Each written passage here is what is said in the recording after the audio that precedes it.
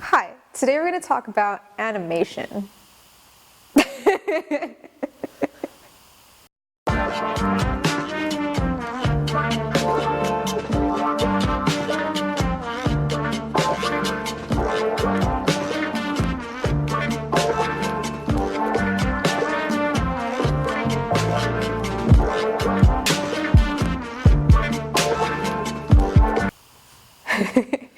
So today we're going to learn how to draw a circle, but it's going to move across the screen, kind of like animation. So the first thing you need to do to make that happen is set up some variables.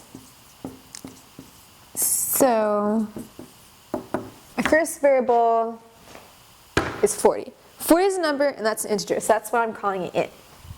And radius is just like what I'm calling this number. It can really be anything, but since we're drawing a circle, I'm calling it radius. And then I'm using float, and there's a difference between float and integer, and I'm going to get into it right now. So float is basically like decimal points. It's the numbers in between whole numbers. So say, for example, when I'm making the value for speed, or the speed that I want my little shape to move at, which is 0.5. Like the smaller the number, the more fluid the animation is. And you can mess around with these on your own, like you'll see the difference, but basically like smaller, the better, kind of. It depends on like what you're animating, but that usually is the case. And then we're gonna need to put all our variables somewhere. So this is just like the setup kind of. But that setup is different from void setup, which is gonna pretty much be used in every program you'll be writing along with void draw, as long as like there's animation happening or like something changing or refreshing in your window. So for void setup, like I'm just going to put the size of the window. Like it's pretty straightforward. Like usually not too much will go here if your program is simple. So I'm just going to say this is 100 by 100 pixels, and then I'm done with that. I'm done setting that up.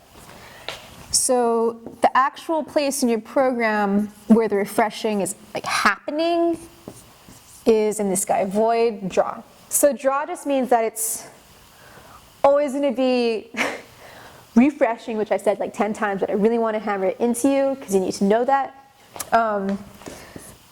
So in this line of code right here, like this is what's making your thing move.